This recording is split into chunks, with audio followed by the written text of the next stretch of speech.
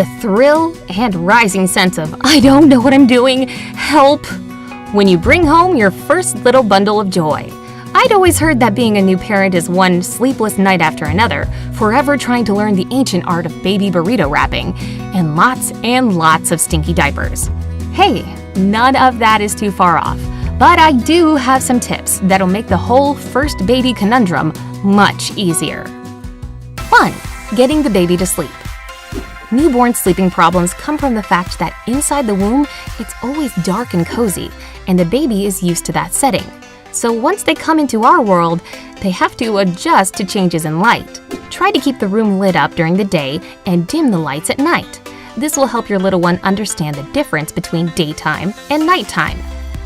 Your almost sleeping baby might look irresistibly cute to you, and you'll certainly get the urge to kiss those chubby little cheeks, but that wouldn't be a good idea.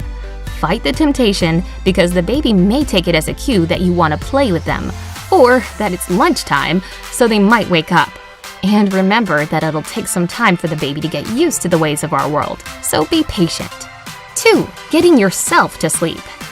As if by some sort of infant sorcery, whenever I was on the verge of falling asleep at night, my newborn would know and immediately start crying.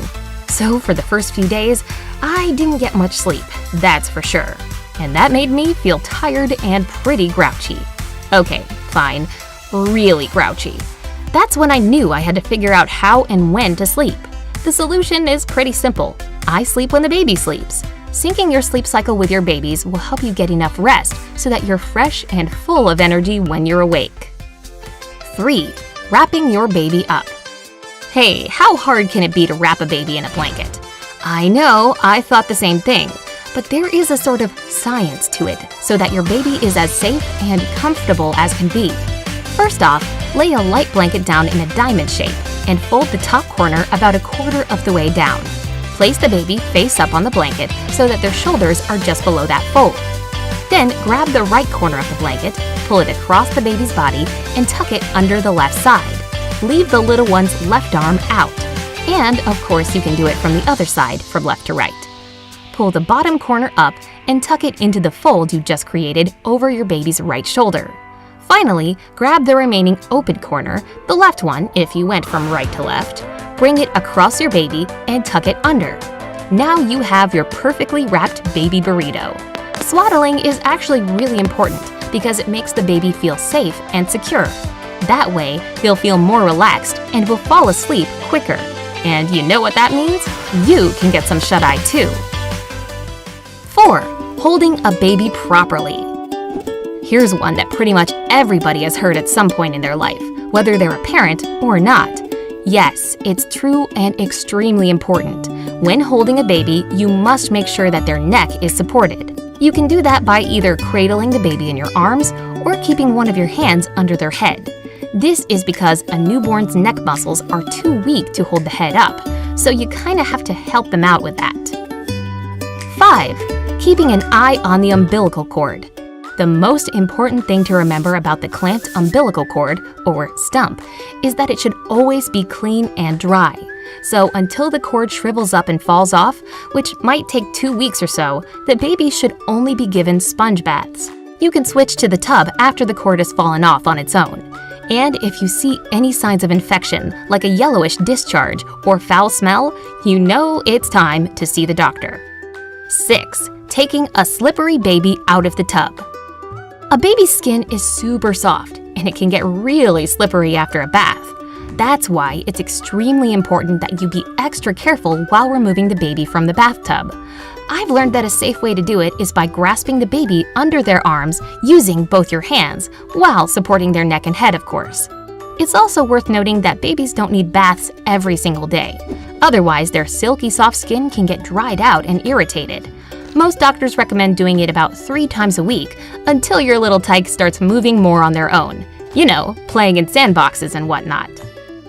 7. Changing diapers. Here's a task any new parent will become a pro at in no time. I mean, it's not the most complicated thing in the world. You want to remove the soiled diaper and put a fresh, clean one in its place. But there are some important things to remember. For example, always wash your hands first and afterwards to prevent bacteria on your hands from getting onto the baby. Also, always wipe front to back. This will help prevent infection, especially for girls. And make sure that the baby's skin is clean and dry before putting on the fresh diaper to avoid diaper rash. Having some rash ointment is a must anyway. And finally, you should also be careful with the umbilical cord stump when changing diapers. Make sure the diaper doesn't go up past the umbilical cord if it hasn't fallen off yet. Some diapers for newborns have a cutout around the belly button area to avoid irritation. If yours doesn't, don't worry. You can simply fold the diaper down from the top to keep the umbilical stump out. 8. Feeding. If a mom can or chooses to breastfeed, then there are some helpful tricks when it comes to a baby's mealtime. As far as positioning goes, there are actually different ones, from the classic cradle to the lesser-known football hold. Moms can choose whichever way is more comfortable and safe for them and the baby. That's the most important thing. Also, if you have a sleepy newborn that tends to get tired and doze off while sucking, you can tickle their feet as they're feeding. This will ensure they don't fall asleep with an empty stomach. And if a baby's on formula, the pediatrician will give you all the instructions you need.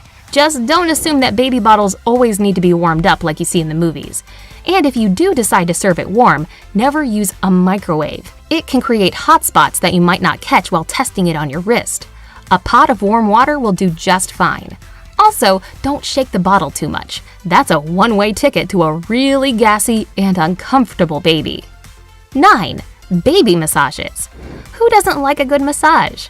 I know I do, and my baby loves it too. But for a newborn, it's even more important because it makes their bones and muscles stronger.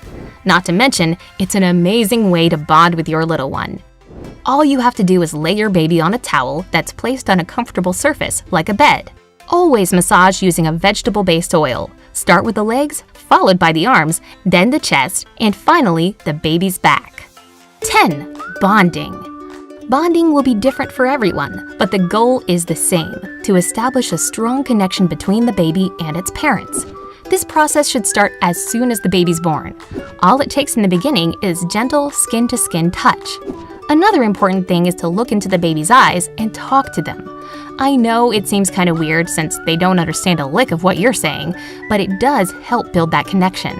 Also, since a baby's eyesight isn't that good, you have to get real close to them while interacting.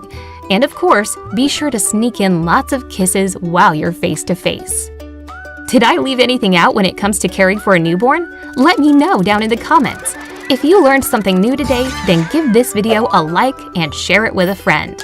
But hey, don't go anywhere just yet. We have over 2,000 cool videos for you to check out. All you have to do is pick the left or right one, click on it, and enjoy. Stay on the bright side of life.